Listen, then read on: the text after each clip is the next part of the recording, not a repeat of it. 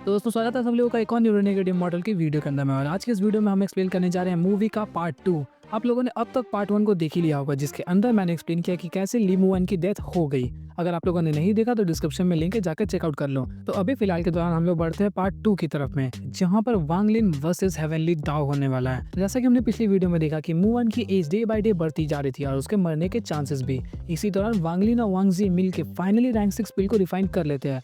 लेकिन जैसे ही मुअन के ऊपर में उस रैंक 6 पिल का इस्तेमाल किया जाता है, ली मुअन की बॉडी उस पावर्स को झेल नहीं पाती है और उसी दौरान उसकी डेथ हो जाती है। इसके बाद वांग लिन अब बहुत ज्यादा वहाँ पे क्रेजी हो चुका था और उसने चैलेंज कर दिया था हेवनली दाव को, जिस दौरान वो वहाँ पे काफी तगड़ा डायलॉग मारता और कहता है कि अगर ऊपर वाला तुम्हें मरा हुआ देखना चाहता है तो मैं उस ऊपर वाले से तुम्हें छीन कर वापस ले आऊंगा। जिसके बाद ही हम लोग का वो एपिसोड वहीं पे एंड हो गया। वांगलिन के ऐसा कहते ही उसके ऊपर में उसके black and white scrolls appear हो जाते हैं और वो धीरे धीरे करके ओपन हो रहे थे। और वो जैसे ही पूरी तरीके से ओपन हो जाते हैं, उस दौरान वहाँ पे काफी थंडरस दहाड़ आती है जो कि पूरे चू डायनेस्टी को लिटरली हिला के रख देती है। उसी दौरान यहाँ पे मुअन की जो बॉडी थी वो धीरे धीरे करके बिल्कुल धूल बनती जा रही थी और जैसे ही वो पूरी तरीके से गायब हो जाती है तो उसकी बॉडी के अंदर से निकलता है उसका नैसेंट सोल, जो कि निकलते ही सीधा हेवेंस की ओर असेंड करना स्टार्ट कर देती है।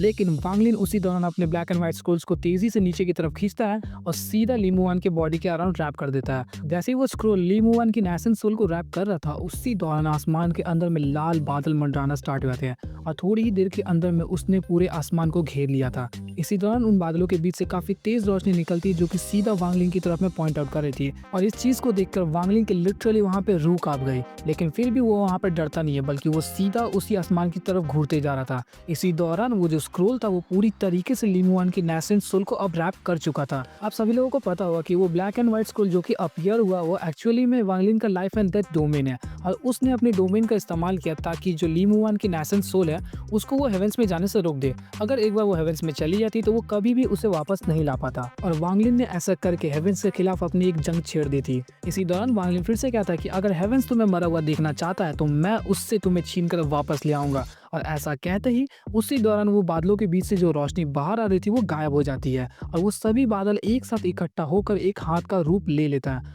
और वो हाथ सीधा ली मुअन की सोल की तरफ में बढ़ना स्टार्ट कर देती है। उन हाथों को ली मुअन की तरफ बढ़ता हुआ देखकर वांग लिन वहां पे जोर से चिल्लाता है और स्क्रोल को अपने हाथों में पकड़कर तेजी से दूसरी तरफ उड़ना स्टार्ट कर देता है। लेकिन वो जो हाथ था इतना बड़ा था कि उसने सभी डिस्टेंस को थोड़ी देर में कवर कर लिया। सीधा वांग लिन के उस हाथ की तरफ बढ़ता है जिन हाथों में वो स्क्रोल था। तभी उसी दौरान वहाँ पे वांग लिन काफी जोरदार स्पिरिचुअल एनर्जी से वार करता है और जैसे ही उन दोनों के बीच में ये टकराव होता है तो वांग लिन की सोल लिटरली उसकी बॉडी से बाहर आ गई और वांग लिन इस चीज को देख के वहाँ पे बिल्कुल शॉक में जा चुका था। लेकिन वो जल्दी से जल्दी खुद को रिकवर करता है और वापस से अपनी बॉडी के अंदर में एंटर कर जाता है और जैसे ही वांग लिन खुद को रिकवर करता है अपनी बॉडी से काफी ज्यादा डिवाइन एसेंस को रिलीज करके सब तरफ फैला देता है और इस मोमेंट को देखकर ऐसा लग रहा था जैसे वो किसी चीज को ढूंढ रहा हो। तभी सडनली वो जो हाथ था वो पीछे की तरफ जाता है और वहां पर दो आंख अपीयर हो जाते हैं और वो आंखें सीधा वांग लिन की तरफ घूर रही थी। तभी वांग लिन उस तरफ देखते हुए जोर से चिल्लाता और कहता है ओरिजिनल बॉडी। और जैसे ही वो इस चीज को कहता है उसी दौरान फिर से वो हाथ वांग लिन की तरफ में हमला कर देता है और जैसे ही वो वांग लिन के पास पहुंचता तभी दूर से कोई एक चीज काफी तेजी से उड़ता हुआ आता और उस हाथ की तरफ में हमला कर देता है। जैसे ही वो दोनों एक दूसरे के साथ टकराते हैं वो हाथ कई मीटर्स पीछे की तरफ चला गया था और इसी दौरान उसके सामने फिर से वो आंख अपीयर हो जाती है और वो आंखें काफी तेजी से एक तरफ घूर रही थी। लेकिन इस बार वो वांग लिन नहीं था बल्कि वो कुछ और था और वो कोई और चीज नहीं था बल्कि एक्चुअली में एक और पावरफुल कल्टीवेटर था जिसके लाल कलर के बाल थे। और आप सभी को पता है कि लाल बालों वाला कल्टीवेटर कौन है, वांग लिन की ओरिजिनल बॉडी। वांग लिन की ओरिजिनल बॉडी वहाँ पे काफी शांत स्वभाव में खड़ा था और उसके माथे के ऊपर में दो पर्पल स्टार्स थे जो कि काफी तेजी से घूमते जा रहे थे। इस दौरान वांग लिन की ओरिजिनल बॉडी उसके सामने बिल्कुल एक हीरो की तरह खड़ा था, जैसे कि वो उस रेड हैंड से उसको प्रोटेक्ट करके रखेगा। और इस दौरान वो काफी तेजी से आसमान की तरफ घूरे जा रहा था। वो वापस से आसमान की तरफ में जाता काफी तेजी से कंडेंस होकर फिर से हैंड में क्रिएट हो जाता है। लेकिन इस दौरान उसकी वो जो इल्यूजनरी फॉर्म थी वो पहले से ज्यादा सॉलिड बन चुकी थी और ज्यादा पावरफुल और सीधा वांग लिन की तरफ में हमला कर देता है। और इसी दौरान वांग लिन अपने रेस्ट्रिक्शन फ्लैग को बाहर निकाल लेता है और उसे कन्वर्ट कर देता है एक लैंस की तरफ में। जैसे ही वो लैंस को क्रिएट करता है वो काफी तेजी से एक तरफ फेंक देता है और वांग लिन जैसे ही अपने लैंस को क्रिएट कर रहा था उसी दौरान उसकी ओरिजिनल बॉडी कन्वर्ट होकर बड़े से जायंट में बन जाती है जो कि था एक्चुअली में वांग लिन का एंशिएंट गॉड फॉर्म। इसी दौरान वो एंशिएंट गॉड उस लैंस को काफी तेजी से पकड़ता है और सीधा उस हैंड की तरफ में वार कर देता है। जैसे ही वो दोनों एक दूसरे के साथ टकराते हैं तो वहां पे एक बैंग आवाज आती है जिसके बाद उस लैंस के चीथड़े चीथड़े उड़ गए।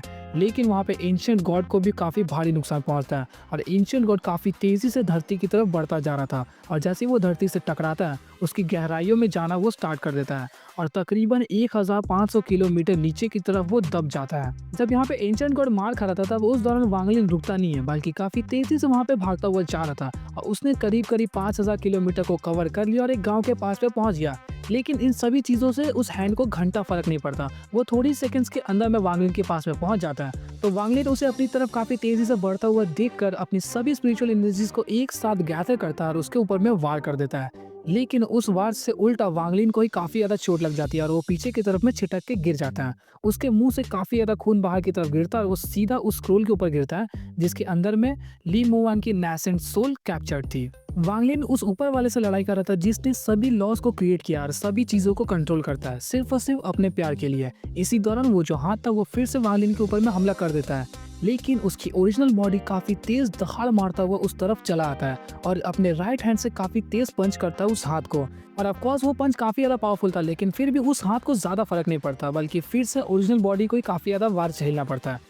लेकिन इस दौरान ओरिजिनल बॉडी का जो रवैया था वो काफी ज्यादा चेंज हो जाता है। वो वहां पर पागलों की तरह हंसने लगता है और एक कूल और बैडस वॉक लेता है बिल्कुल धीरे धीरे उस हाथ की तरफ में और फिर उसके बाद ही काफी तेजी से उड़ता हुआ उस हाथ की तरफ में बढ़ जाता है और कई पंचेस को बरसाना स्टार्ट कर देता है। जितनी बार वो पंचेस मार रहा था उसके मुंह से खून बाहर की तरफ निकलता जा रहा था। लेकिन इस दौरान एंशिएंट बॉडी के एक्सप्रेशंस के अंदर में काफी ज्यादा चेंजेस है। उसे देखकर ऐसा लग रहा था जैसे उसे बिल्कुल भी दर्द ही नहीं हो रहा है, बल्कि वो उल्टा पागलों की तरह उस हाथ के ऊपर में पंच बरसाए जा रहा था और उसका हर एक पंच इस बार इतना ज्यादा पावरफुल था कि लिटरली हर एक पंच उस हैंड को पीछे की तरफ धकेल दे रहा था। और इतना भयानक मोमेंट और वहां पे कोई हीरो डायलॉग न मारे ऐसा बिल्कुल नहीं हो सकता। वहां पर वांग लिन की ओरिजिनल बॉडी कहती है कि मैं ही एंशिएंट गॉड हूं और मैं पैदा ही हुआ हूं तुम सभी लॉस के खिलाफ, और अगर तुम उसे ले जाना चाहते हो तो तुम्हें मेरी लाश के ऊपर से गुजरना होगा। उफ, क्या डायलॉग था। मुझे पता है ये डायलॉग चाइनीज में और भी ज्यादा सुनने में मजा आएगा, लेकिन मैंने अपनी तरफ से 100% ट्राई किया है और इस मोमेंट के लिए मैं सबसे ज्यादा एक्साइटेड हूँ। मेरा फेवरेट पार्ट होने वाला पूरी मूवी के अंदर में, लिख के रख लो कहीं पर भी। वांग लिन जब ये बैडएस डायलॉग मारा था तब उसके पीछे में एक जायंट इल्यूजनरी बॉडी क्रिएट हो जाती है जो कि पूरी तरीके से खड़ा नहीं था बल्कि घुटने के बल था और उसका जो सिर था वो नीचे की तरफ झुका हुआ था। देखकर ऐसा लग रहा था जैसे वो अभी भी नींद में हो। उसी दौरान वहाँ पे वांग लिन की ओरिजिनल बॉडी यानी कि एंशिएंट गॉड फॉर्म अभी भी अंधों की तरह उसके ऊपर में पंचेस बरसाए जा रहा था और पागलों की तरह हंस रहा था। तभी उसके पीछे का वो जो इल्यूजनरी बॉडी है वो अपने सर को ऊपर की तरफ उठाता है। इसी दौरान उन लाल बादलों के बीच में वो जो आंखें थी वो कॉन्स्टेंटली इस तरफ घूरे जा रही थी और उसको इन सभी चीजों से बिल्कुल फर्क नहीं पड़ा था। उसकी आंखों में थोड़ी सी भी इमोशंस नहीं थे। ऑफ कोर्स वो एक तरीके का लॉ है जिसे हेवेंस ने क्रिएट किया और उसका सिर्फ और सिर्फ एक ही काम है, जो भी मरता है गुरु उसको चुपचाप ऊपर की तरफ खींच लो। उसे रत्ती पर फर्क नहीं पड़ता कि वो किसकी बीवी है, बेटी है, बहू है, बहन है, जो भी है। एंशिएंट गॉड की पावर्स इतनी ज्यादा था कि उसने लिटरली उस हाथ को वापस जाने पर मजबूर कर दिया।